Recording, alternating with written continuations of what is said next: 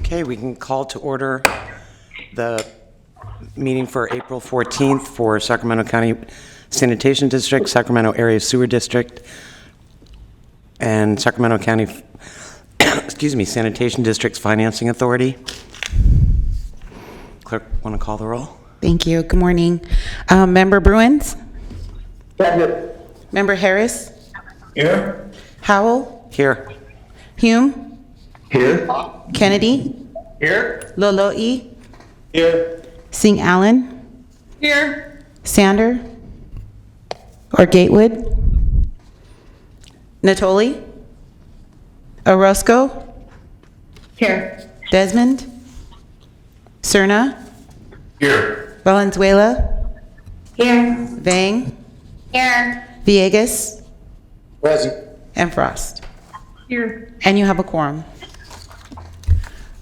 Okay, do you want to read our announcements? Yes. This meeting of the Sacramento Regional County Sanitation and Sacramento Area Sewer Districts is being recorded and will be broadcast on Sunday, April 18th at 6 p.m. on Metro Cable 14, the local government affairs channel on the Comcast Consolidated Communications and AT&T Uverse cable systems. The meeting is closed captioned for our hearing impaired viewers. In accordance with the Government Code 54952.3, compensation for meeting of these legislative bodies is required to be verbally disclosed. The amount of $100 will be paid for each member participating today as a member of the Sacramento Regional County Sanitation District, and the amount of $100 will be paid for each board member participating today as a member of the Sacramento Area Sewer District. Compensation for Sacramento County Supervisors and City of Sacramento council members is paid to the county and city respectively to partially offset the costs of those governments. Compensation for other board members is delivered to the individuals. In compliance with directives of the county, state, and Centers for Disease Control and Prevention, this meeting is hosted by Zoom and in-person attendance is closed to the public. Temporary meeting procedures are subject to change pursuant to guidelines related to social distancing and minimizing person-to-person contact. Members of the public are encouraged to make a public comment during the meeting. When the chairperson opens public comments for a specific agenda item or off-agenda matter, members of the public will have an opportunity to make a comment at that time. Each agenda item will remain open until the public comment period is closed for that specific item, including off-agenda matters. Please send written comments by email to boardclerk@saccounty.net. Include the meeting date and agenda item number for off-agenda item. Listing your contact information is optional. You may also mail written comments to the clerk's office at 700 H Street, Suite 2450. Include the meeting date and agenda item number or off-agenda item. Again, listing your contact information is optional. All written comments are distributed to the board members and filed in the meeting record. It is the chairperson's discretion to read aloud public comments. And that concludes my announcement. Okay, then we'll move on to item 1. Can we do the Pledge of Allegiance, Chair? Oh, yes, sorry. Pledge allegiance to the flag of the United States of America and to the republic for which it stands, one nation, under God, indivisible, with liberty and justice for all.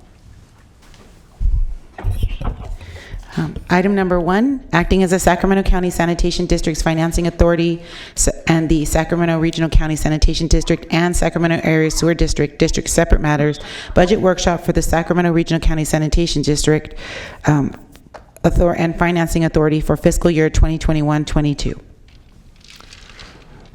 Good morning, Chair, members of the board. I'll spend a fair bit of time in the morning to speak about, talk about the budget, and then Glenn Ivamura, the accounting manager, will come up and show some numbers in terms of high-level numbers in terms of where budgets are, and then open up for questions. So today, you're not approving the budget. Instead, you're just providing comments if you have any, so that we will bring back in May for the final approval. So start off, I want to first of all appreciate the staff that have taken time to put this together. Glenn Ivamura, who's coming behind me, and then we have Becky Schaefer, Anna Nicolau, and many others that worked over the last 3 months to put the budget together. And also the directors and officers that have scrutinized the budget before it got to me and ultimately to you. So I'm going to make some top-line comments. In terms of the revenue, Regional San is experiencing revenue decline because of 3 reasons. The first and foremost, we have reduced revenue or charges for the commercial establishments that are impacted by COVID. We anticipate that revenue loss this year is going to be about $6 million is our estimate. And probably not as much loss next year. Hopefully things will get back to normal, but that's this year, and maybe some spillover effect into the next fiscal year when we start on July 1st. And then the interest rates are down, although some of the shorter term interests have gone up. We were projecting between $2 to $4 million reduction in interest revenue. If you remember, so those of you that have been on the board for some time, interest revenue funds are non-rate, non-fee programs, confluence programs, the sewer lifeline rebates and so forth. So it's important that we have this revenue, but you also know that we have reserve in case we need to tap in because we don't have enough revenues coming on a year-to-year basis. And also the third item where we're losing revenue is the impact fee revenue loss from the sale of Capital Commerce Center credits on the open market. I think we have lost probably between $6, maybe $8 million this year. I anticipate that we probably will lose that amount, if not more. There's still about $24-ish million worth of credits to be sold for them, somewhere in the neighborhood based on today's value. So those are the three areas of revenue decline that we're projecting. Moving on into the operating expenses, where how the regional sand operating expenses are going to be next year, we're projecting a $5.3 million increase, or 3.5%. 5.1 of the 5.3 million increase comes from the electricity increases, both from the rate increase that this MUD has implemented, as well as we're going to be bringing back a key portion of the Echo Water project, which is very energy intensive. So we'll have additional electricity consumption from this project. If you remember, again, those of you that have been on the board for a long time, when we started this project back in 2011, our projections are once we have this project fully up and running, we would expect our O&M cost to increase by about $42 million. I think our estimations are largely within those numbers, maybe slightly less for the most part. Although electricity part may be still a little bit unknown because it depends on how we operate the system. So we will know after a year or two of operation what the final impacts of that are. And then we have budgeted about $1 million for the modest COLA, 1% cost of living adjustment that's been included. But I want to remind the members, but we don't know the final cost of it because this year, June 30 is the end of the contracts, and they're in negotiations, and we don't know the final outcome of it, but we have just put a modest number in there. There's also increases for the retirement contributions and the healthcare costs that are a total of about $1 million. And we have also budgeted $900,000 to pay for the contributing members, contributing agencies to reimburse for the collection of their revenue, for regional sands revenue. They have been collecting regional sands revenue without receiving any payment for regional sand all these years. This would be the first time that we would begin reimbursing them. Again, this will only happen if the Master Interagency Agreement is adopted, and 2 of the 4 contributing agency members have already adopted the agreement, and we're scheduled to do that in the next month or so. There's also an additional $400,000 slated for the equipment purchases. These are the heavy equipment that we purchase to replace aging equipment. So with all the increases, we've also reduced some of the costs by Madam Chair, I'm sorry, Prabhakar, there's a lot of feedback. Somebody's got their microphone on. It's really difficult to hear. Would you please, just a reminder, would you please put your phones on mute when you're not asking a question? That way the echo would not be there. And for those of the members who are using actual phones, that you can use *6 to mute your phone and *6 to unmute your phone. Thank you. Thank you. Thank you, Director Villegas. So our chemical costs are offset, are actually reduced because we've started the Eco Water project, in which we produce our own chemical in waste, and that reduces some of the other chemical use. So our chemical costs have gone down by over a couple of $1 million. So net effect is about $5.3 million operating cost increase. When it comes to capital expenditures, we're projecting $11 million reduction in capital budget.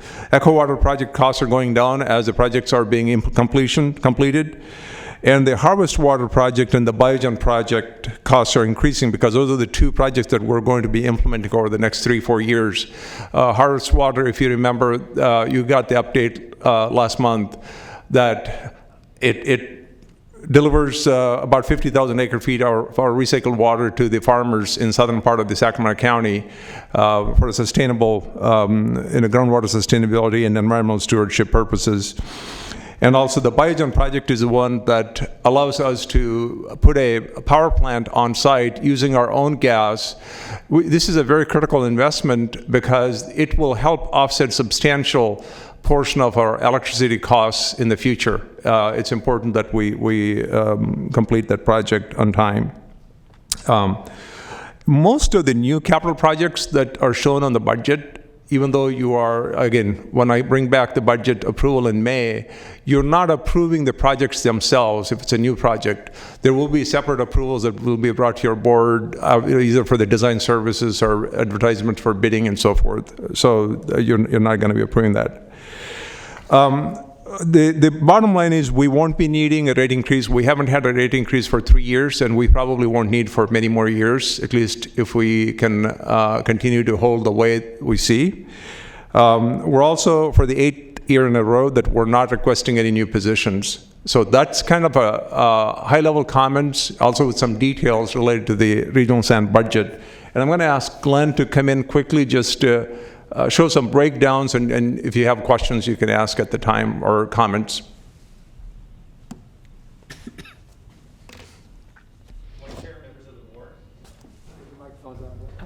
I just turned it on. Thank you.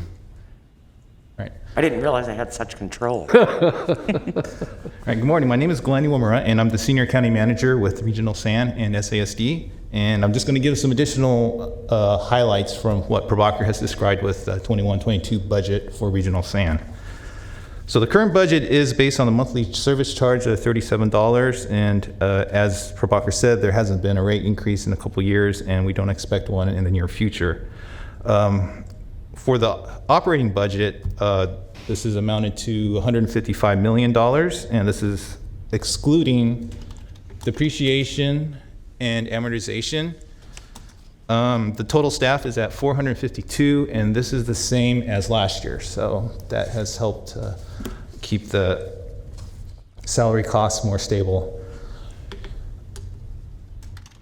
This is the 5-year operating budget trend for Regional SAN, and as you can see, it is pretty steady, just with the normal increases with salaries as well as higher operating costs. And this does include the Eco Water project, some of those items that are coming online, which is, I guess, requiring additional utilities and electricity expenses.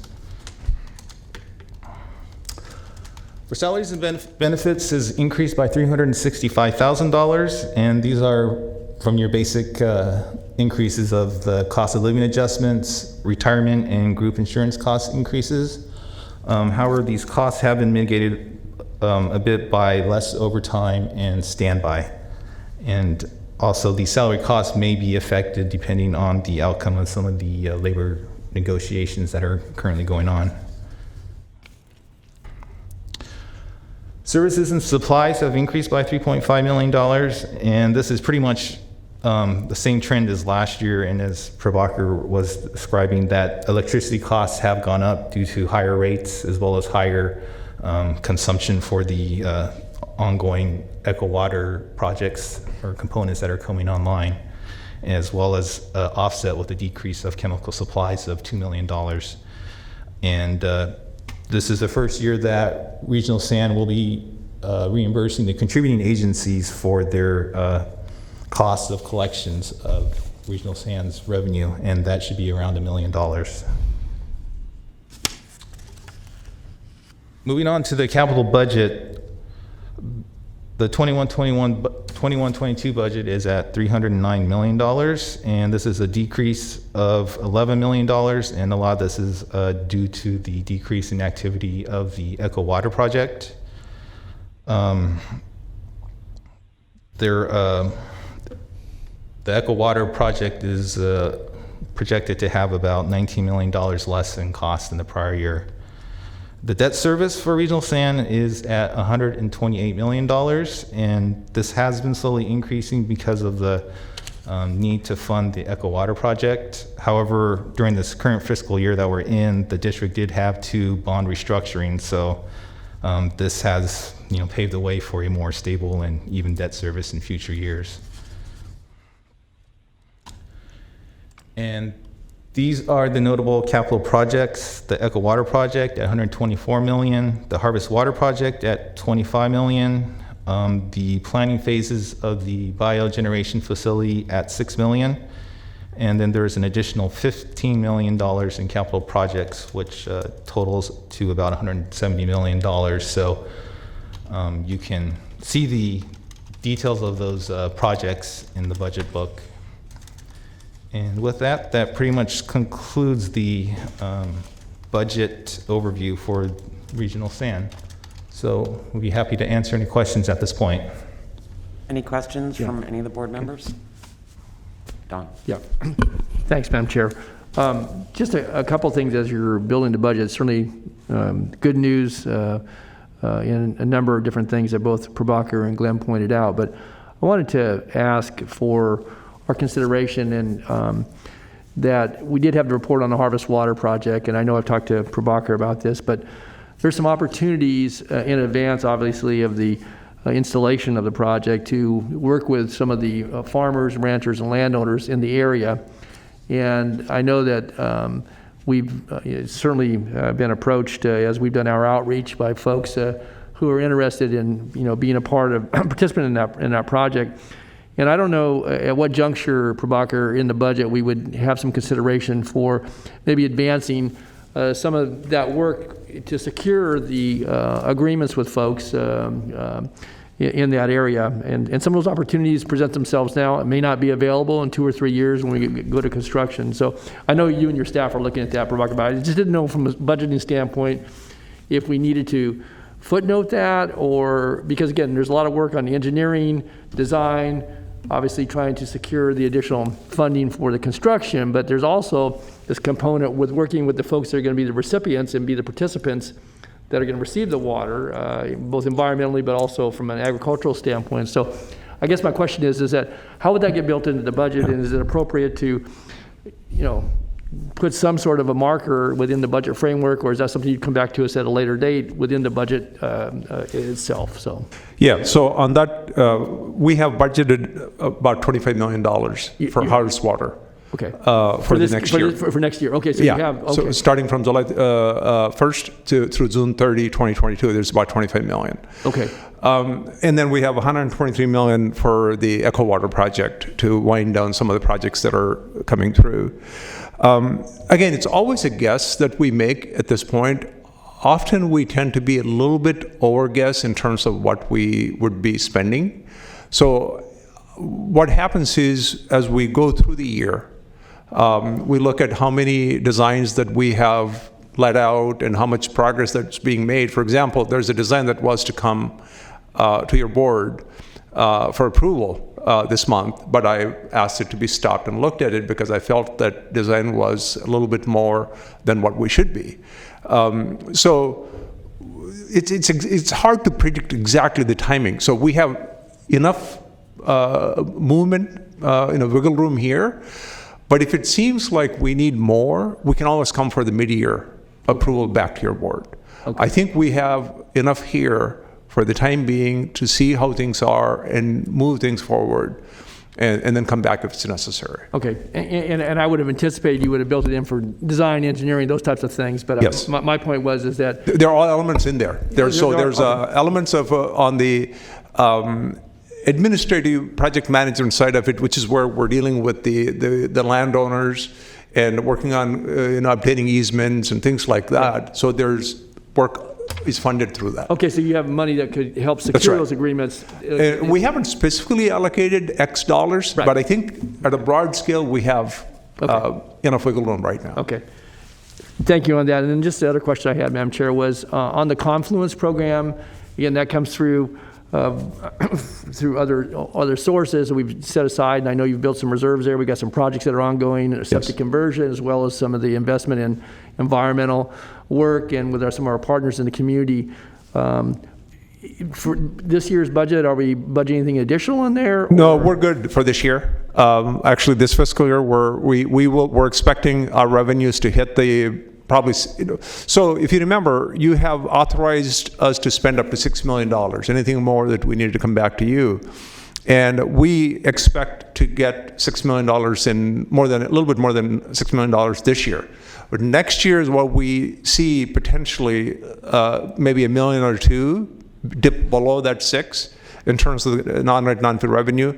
But again, it's a guess at this point because we're trying to project what the interest rates are going to be. Right. But to offset those kinds of shortfalls is why we have, between the two districts, we have $14 million in reserves. Okay. As we implement things, if we feel like we need to draw down some of the things, we can do that. So you have $14 million in reserves in the Confluence program itself? That's correct. Okay. Between the two districts, we have $14 million. So if you remember, I believe either late last year or early this year, we asked for and got your board to add more monies into the reserve because we were predicting this kinds of interest revenue losses and things like that. Okay. All right. Thanks. Member Harris has his hand raised also. Thank you, Chair. Prabhakar or Glenn, on the operating fund budget, it looks like the designated and the undesignated cash reserves are dipping pretty substantially. Can you discuss that a little bit? I'm sorry, Director Harris, could you repeat that?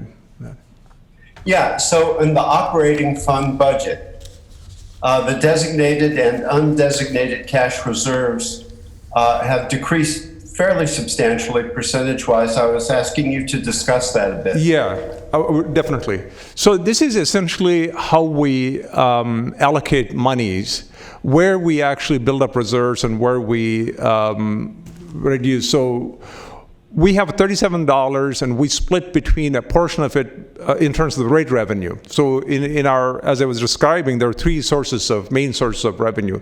You got the rate, fees, and non-rates and non-fees. Those are the three things that we get. So when we look at where to actually, so essentially we're using a working capital.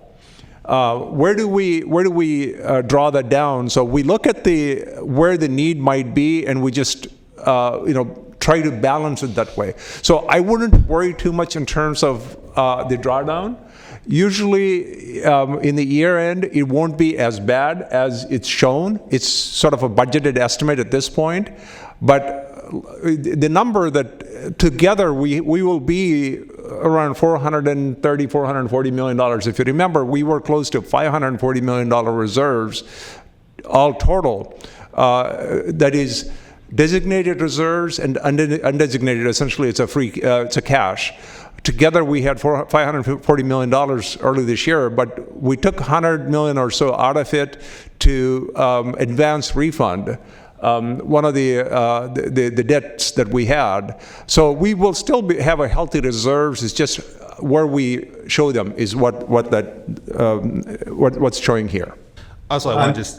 So thank you, Prabhakar. I appreciate that. It looks like the fiscal health of Regional Stand is still very strong. Oh, absolutely. So you will see the fiscal health and as well as our projections in our 10-year financial plans, which will come to your board within the next month to maybe 2 months.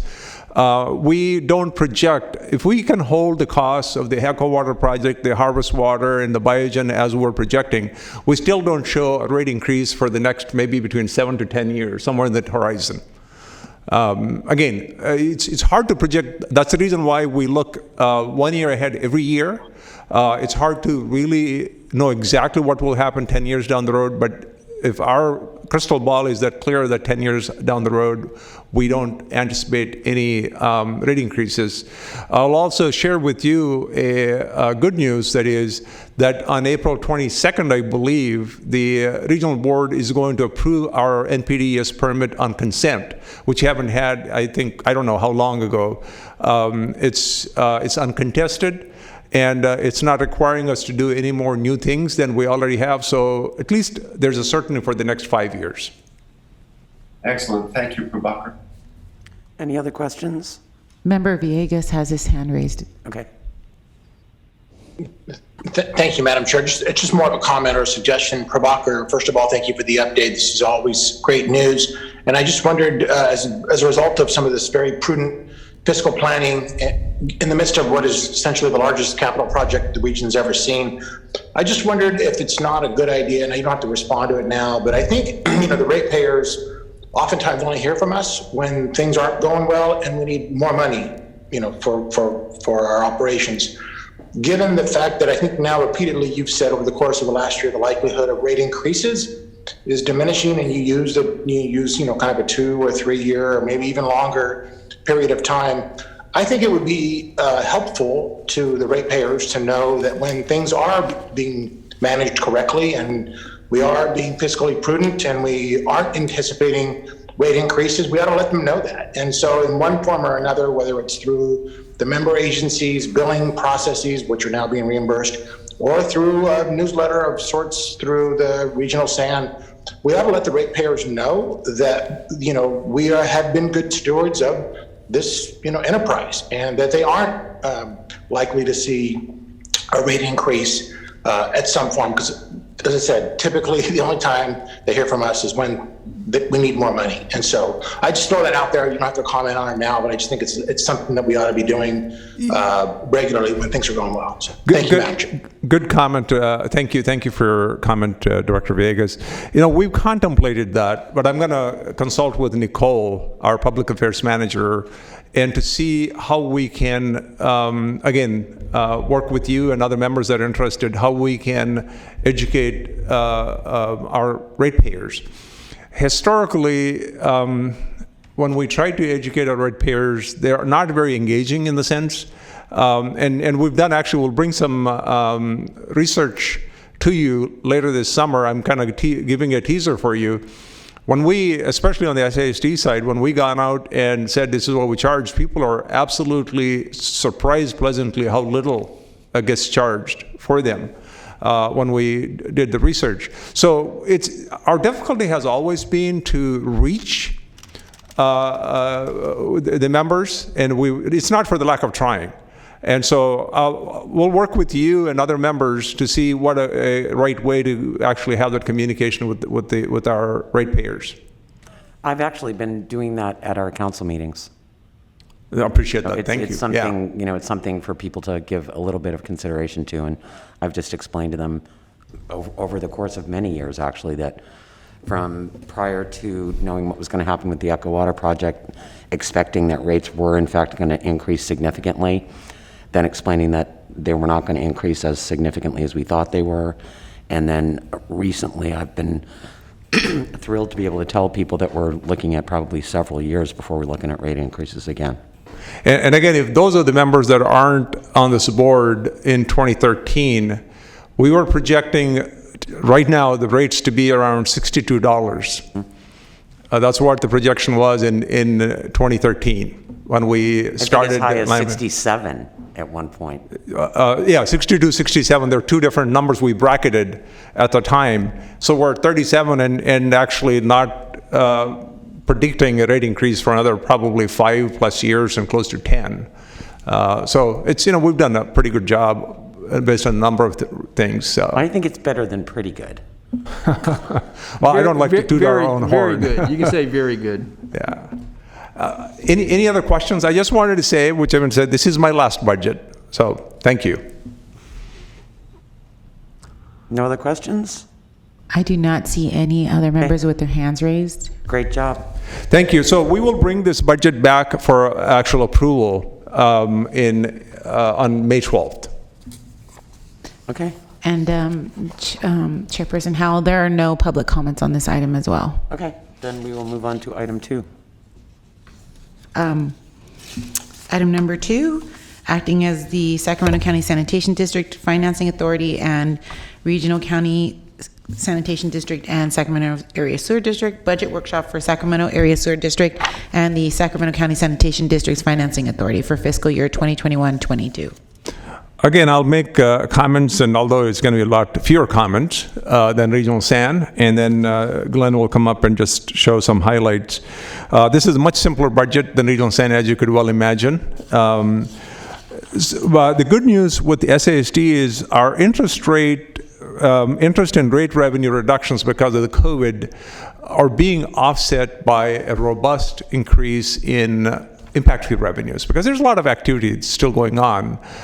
It's also, so we're not predicting any revenue loss on the SASD side in the next fiscal year. And then some of the top line comments on the operating budget, our increase is about $1.5 million or 1.7%. Almost all of it comes from budgeting for the replacing aging equipment. Some years ago, we have gotten all our equipment. We've taken over the equipment from the county side of the general services. Those were all the aging equipment, and we continue to use them. So they're coming due for replacement. So that's where the monies are budgeted. The staffing cost increases, modest increases, they're offset by reductions in services and supplies. So that's pretty neutral there. Capital budget is $13 million less than last year. It's because we will be completing the mission trunk project this year, which is where bulk of our budget went in the current fiscal year. And on the SASD side, we have not had a rate increase in 11 years, and we won't need for a few more years. I think our projection says probably another 3 to 4 years, perhaps, in that neighborhood.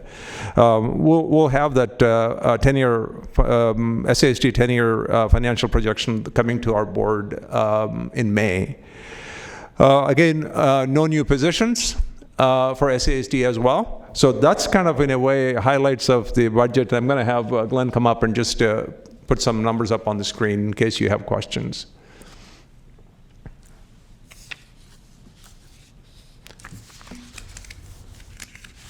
All right, thanks, Prabhakar. Just some additional clarification or maybe some additional numbers that I'll be providing for SASD's budget. SASD's budget is based on the monthly rate of $19.85, and as was mentioned, it has been 11 years since there has been a rate increase. The 21-22 operating budget is at $90 million, and this is an increase of $1.5 million, and this is basically due to the $1.1 million of vehicle equipment purchases that have increased, and that is pretty much just to replace some of the aging and outdated equipment and vehicles. And total staff remains at 324 positions. So this slide shows the 5-year trend for the SASD's operating budget. As you can see, it's pretty stable. There is a little anomaly in the 2017-18 year, and that was due to the way bad debt expense was projected in the budget. So if you take that into account, it's pretty much a straight line with a slight uptick year after year.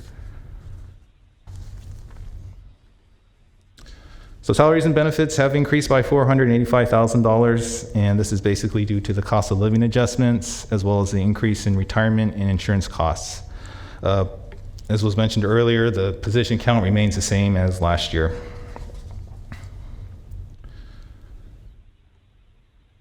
So the services and supplies, this has decreased by $300,000, and one of the main reasons is that construction services and supplies has decreased by $1.5 million. And this is mainly due to a lower number of planned mainline repairs, as well as a lower number of clean-out installations. And with that, there's a corresponding decrease in the stores of $170,000 due to there being a smaller demand for tools, parts, and supplies. Temporary services did increase by $156,000, and that's for temporary additional help, and that pretty much is spread off across several cost centers in the district. And moving on to the capital budget, for the 21-22 year, it's at $41 million, which is a decrease of $25 million. Again, this is mainly due to there being lower dollar projects. The highest project for this upcoming year is the Don Julio Watt sewer replacement project at $12 million compared to last year's Mission Trunk project, which was at $25 million. The debt service remains pretty steady at $10.5 million, as SASD has not had to go out for any bond funding for several years, and continues to pay for the capital projects as a pay-as-you-go, so there does not seem to be any need to obtain any bond financing in the near future. This year shows the notable capital projects, the Don Julio Watt Sewer Replacement Project at $12.1 million, the Sailor Bar Pump Station Rehab Project at $4.6 million. And in addition, the district continues with these programs, the Lower Lateral Replacement Project and the Mainline Cured in Place Pipe Projects. And then there's an additional $5 million in projects, and you can see the detail in the budget book. And with that, that concludes the presentation for SASD. So we'd be happy to answer any questions at this point. Anybody have any questions? I do not see any members with their hands raised. Okay. Then I think we're good. Thank you, members. So we'll bring the budget back again on May 12th, both of them, Okay. for the great. final approval. And we will move on to district consent matters, item 3. Item number 3, acting as your Sacramento Regional County Sanitation District, district consent matter, contract, final contract acceptance for the Digesters 5, 6, and 7 rehabilitation project. Anybody have any questions? Do we have a motion? So moved. Move approval, Jeannie Burns. I'll second. We have a motion and a second. If the clerk will call the roll, please. That was a motion by Member Bruins and a second by Member Natoli. Yes. Member Bruins? Aye. Harris? Aye. Howell? Yes. Hume? Aye. Kennedy? Aye. Laloe? Aye. Singh Allen? Aye. Sander? Aye. Natoli? Aye. Orozco? Aye. Desmond? Cerna? Aye. Valenzuela? Yes. Bang? Yes. Villegas? Yes? And Frost. Aye. And the motion passes unanimously with those members present. Okay, then we'll move on to public comment. Item number 4, we do not have any off-agenda public comments. And there's no one in this room. So that moves us on to item 5. Item number 5, these are the miscellaneous director and district engineer matters. Just a couple of quick items. Most likely, we will not have the second meeting in April. I will know later this morning after we have our subcommittee, district engineer recruitment subcommittee meets. We may assign that date for interviews. So which means our next meeting will be on May 12th. Again, I will let the board know if we didn't have the meeting on 28th. Okay, thank you. And I guess that moves us on to item 6. Or 6 and 7. Acting as your Sacramento Area Sewer District, district consent matters 6 and 7. Do you have any questions? Do we have a motion? So moved. Mrs. Chairman, move approval. I'm sorry, I couldn't tell who that was. It was Director Hume. Okay, so we have Hume and Natoli.